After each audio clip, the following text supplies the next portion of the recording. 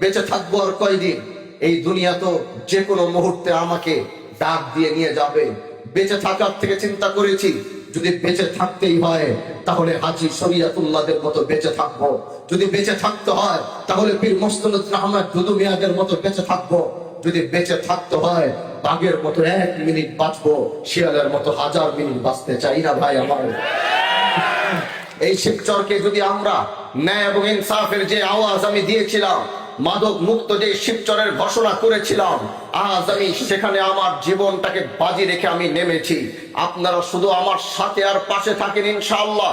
আমি আপনাদেরকে কথা দিচ্ছি, আগামী 5 বছরে, আগামী যত দিন আল্লাহ আমাকে এই দায়িত্ব রেখেছে, আমি যতগুলো প্রতিশ্রুতি দিয়েছিলাম, আমি আমার প্রত্যেকটি প্রতিশ্রুতি 100% রক্ষা করার চেষ্টা করবো ইনশাআল্লাহ।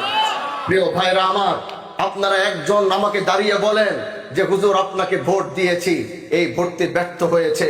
যদি এই শিবচরের কেউ মনে করবে আমাকে ভোট দিয়ে ব্যর্থ হয়েছে, তাহলে সেদিন আমার আর এমপি থাকার আমি নিজেকে আর যোগ্য মনে করব না। কারণ আমার শত্রুও যেন রাতের বেলা ঘুমালে চিন্তা করে যে আসলে যাকে ভোট দিয়ে বা যারা ভোট দিয়ে তাকে এই শিবচরের এমপি বানিয়েছে, কাজটা খারাপ করে নাই, অন্তত ভালোই করেছে। এরকম চিন্তা চেতনা যেন শিবচরের প্রতিটা মা বোন, প্রতিটা মানুষের হয়, সেভাবেই আমরা কাজ করবো ইনশাআল্লাহ। প্রিয় ভাইরা আমার, লম্বা কথা আর বলবো না। এখান থেকে রাস্তা দিয়ে, এখানে একটি রাস্তার আবেদন আপনারা করেছেন। গত কয়েকদিন আগে 40 কোটি টাকার 20 কিলোমিটারের একটি বরাদ্দ আমার কাছে এসেছে। সেই 40 কোটি টাকার 20 কিলোমিটারের এই বরাদ্দ আমার কাছে কারো যাওয়া লাগে নাই। আপনারা আজকে আমি এখানে এসেছি, আপনারা আমাকে বলেছেন, কিন্তু আপনারা বলার আগে এই রাস্তা আমি জমা দিয়ে দিয়েছি।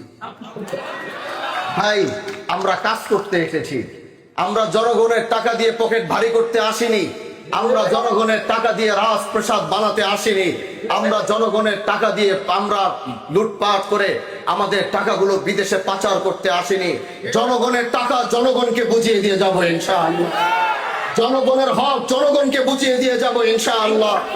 আমাদের আমানতদারিতা এমন ভাবে আমরা রাখবো, আমাদের আমানতদারিতা এমন ভাবে চলবে, আগামীর এই শিবচর থেকে রাজনীতি শুরু করেছে ইনশাআল্লাহ, এটার প্রভাব বাংলার 84,000 গ্রামে পড়বে ইনশাআল্লাহ। আমরা শিবচর থেকে রাজনীতি করব, আমাদের এই রাজনীতির প্রভাব বাংলার 64টা জেলায় পড়বে ইনশাআল্লাহ।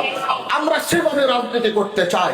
আমরা আগামীর বাংলাদেশ পরিবর্তন করতে চাই, আমরা আগামীর বাংলার কালচার পরিবর্তন করতে চাই, আমরা আগামীর যুবকদেরকে পরিবর্তন করতে চাই, আমরা বাংলাদেশের মানচিত্রকে আবার সুন্দর এমন এক মানচিত্র করতে চাই, যে মানচিত্রের ভিতরে কোনো বৈষম্য থাকবে না, কোনো অন্যায় থাকবে না, কোনো জুলুম থাকবে না, কেউ আধিপত্য বিস্তার করতে পারবে না। আধিপত্যবিহীন এক বাংলাদেশ আমরা আপনাদেরকে উপহার দিতে চাই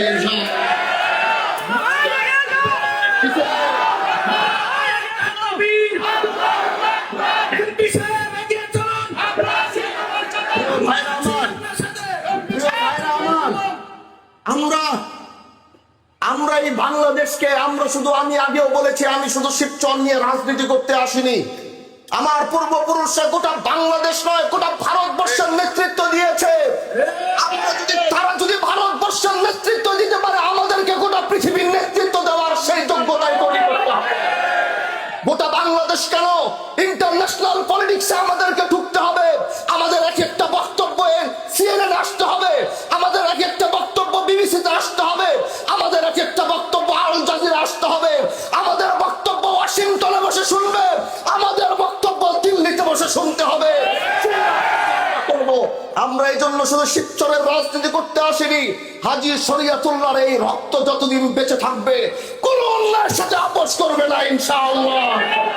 এজন্য পাশে থাকবেন তো আপনারা, বলেন সাথে থাকবেন তো ইনশাআল্লাহ। অন্যায় অবিচার আর কোনো প্রশ্রয় দেওয়া যাবে না। মাদক চলবে না, এটা আমাদের স্বীকৃতি ঘোষণা, এটার সাথে কোনো আপোষনামা হবে না, হতে দেওয়া হবে না।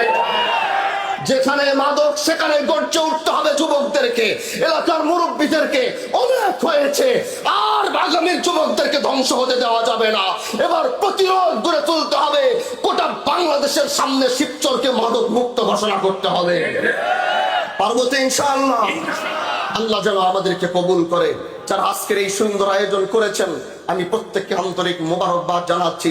এই আশাই আমার শেষ নয়, বারবার আসতে চাই, বারবার আপনাদের সাথে কথা বলতে চাই, বারবার আপনাদেরকে দেখতে চাই, আপনাদের সাথে আপনাদের পাশে থাকতে চাই, শুধু আপনাদেরকে নিয়ে চলতে চাই, আপনাদেরকে নিয়েই আগামী শিবচর করতে চাই।